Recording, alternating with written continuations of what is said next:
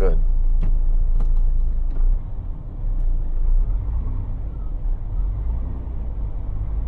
I'm gonna hold it at about $1,000. I don't have to stop too many times on the way home, so.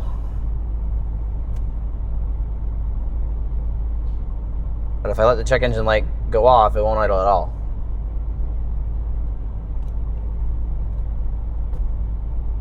I don't know.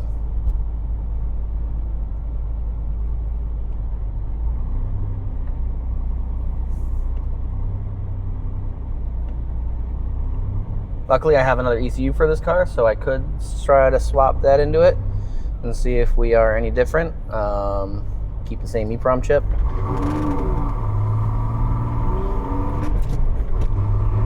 Does not. Doesn't like that.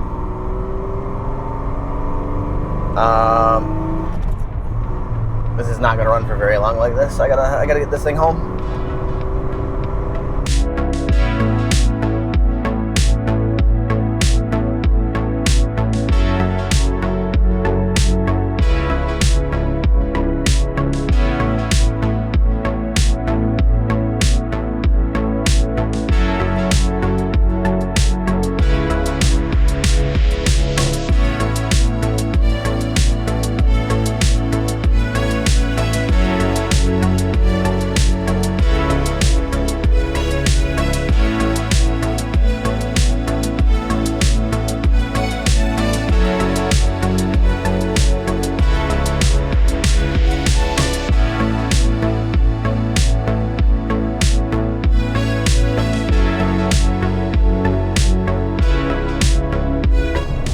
Running right now? Yeah. Okay, we're okay. Until the ECU decides to take it again. Or the EEPROM chip or whatever's going on with it. I don't know.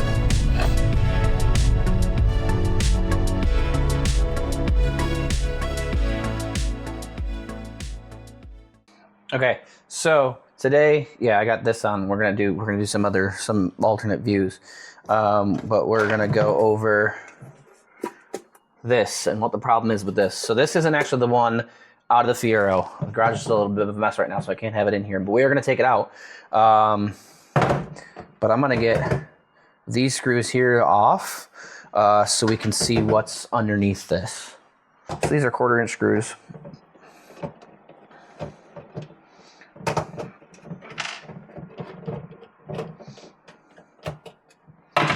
So, under here, it has been removed from this one. It is sitting right here.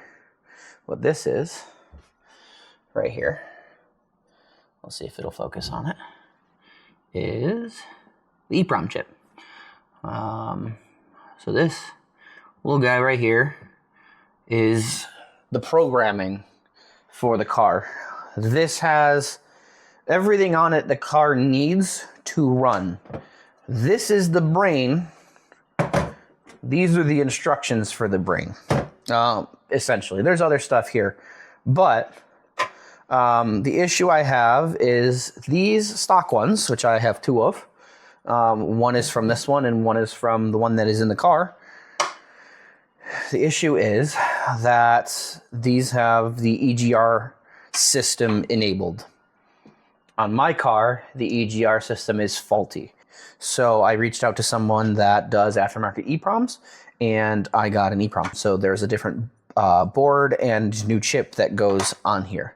So let's go in the car, and we'll take apart the center console, get to the ECU that's in there, and we'll show you what's going on.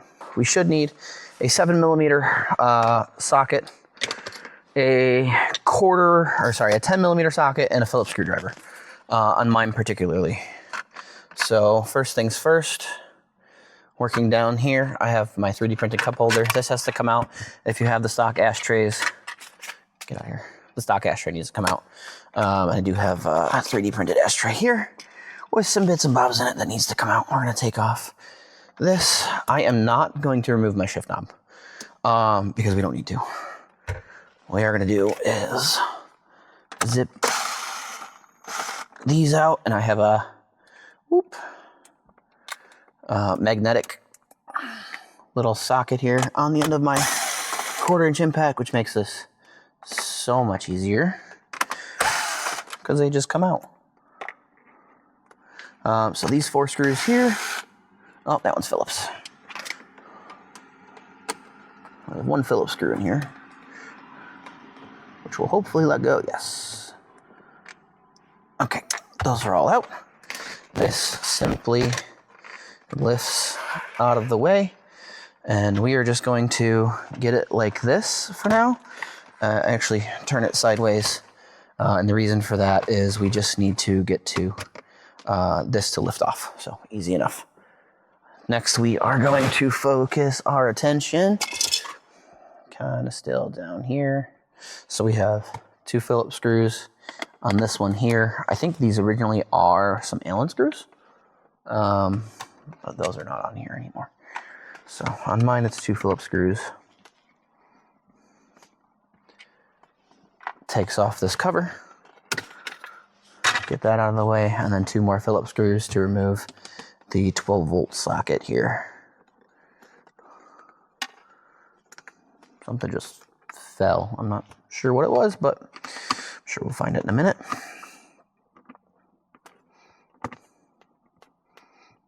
So normally, yes, unplug your battery to do anything with the ECU. On this one, it's fine because we're going to unplug the ECU. So that's loose. Something's definitely loose down there. I don't know what it is, though. Not worried about it. And then we've got 2 more 7 mils back here behind the glove box. Fairly easy to get to. Again, the magnetic 7 mil helps because it remains attached. I'm going to drop these. 3D printed holder.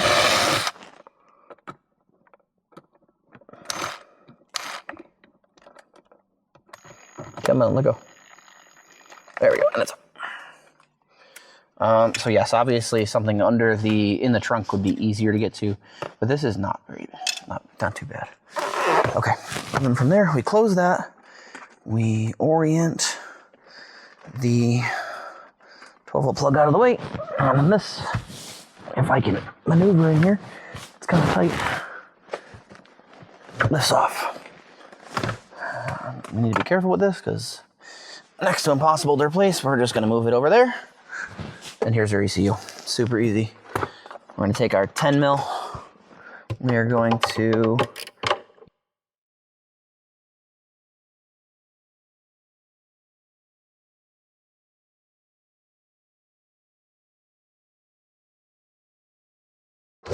and right out. So then pop a blue tab, disconnect, and we're done on the car for now. Okay, so back at the workbench. Here's the one that's gonna go in the car. Here's the one we're gonna remove. I'll show you what the problem is. So here you can see rows of pins. And so the stock one has this plastic cage on it, and it holds the pins in here very well. This one does not. And the reason for it is because this isn't the chip itself. The chip is actually right here, and this is just the board to convert the chip, is really all it does. I'm not positive there is something wrong with this one, but I got this one because I did think something was wrong with this one. So we are going to swap over to this one.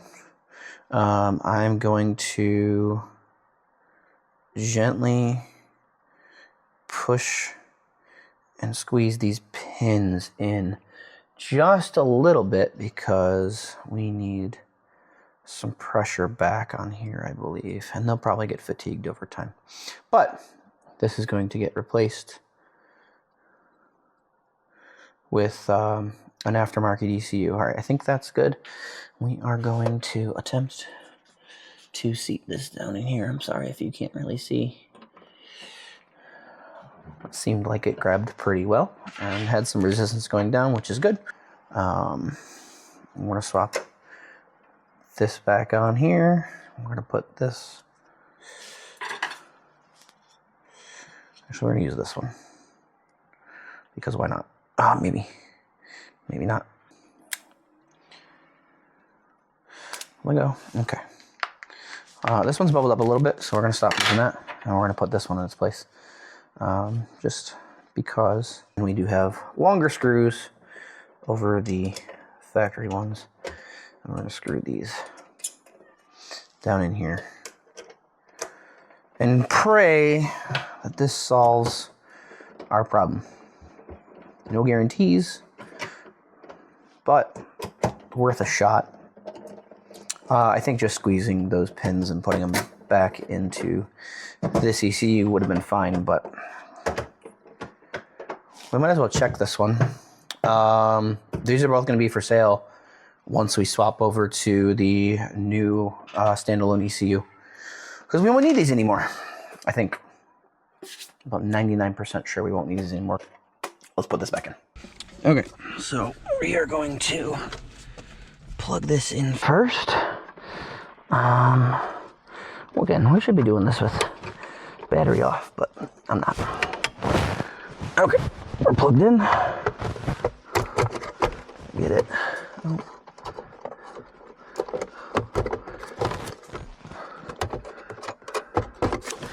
Seated in here. We're gonna get these finger tight for the time being.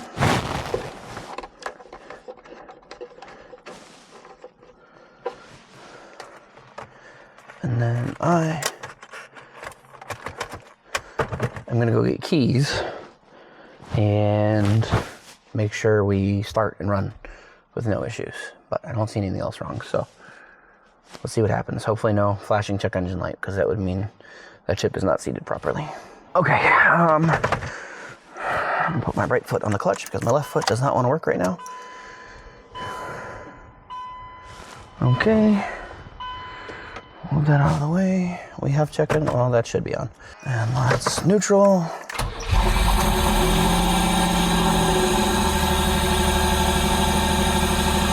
So that's a good thing. Normally on first startup, it starts to stumble and the check engine light flashes. The fact that it didn't stumble and I didn't have to smack it or anything is a great sign that that just fixed our problem.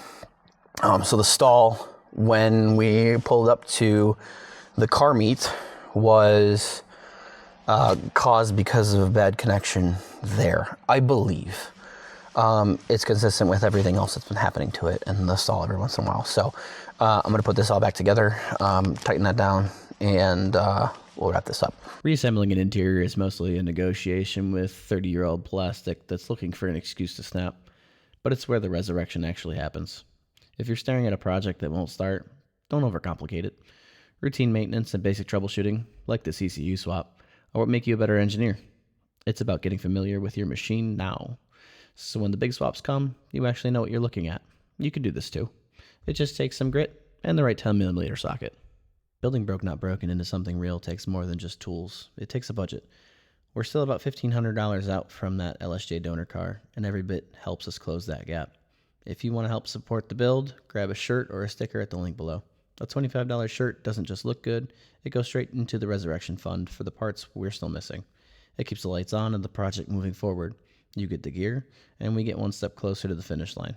Now let's see if this brain swap actually took. Right up, no issues. Perfect. No stumbles, no elbowing this. We're good. That's it.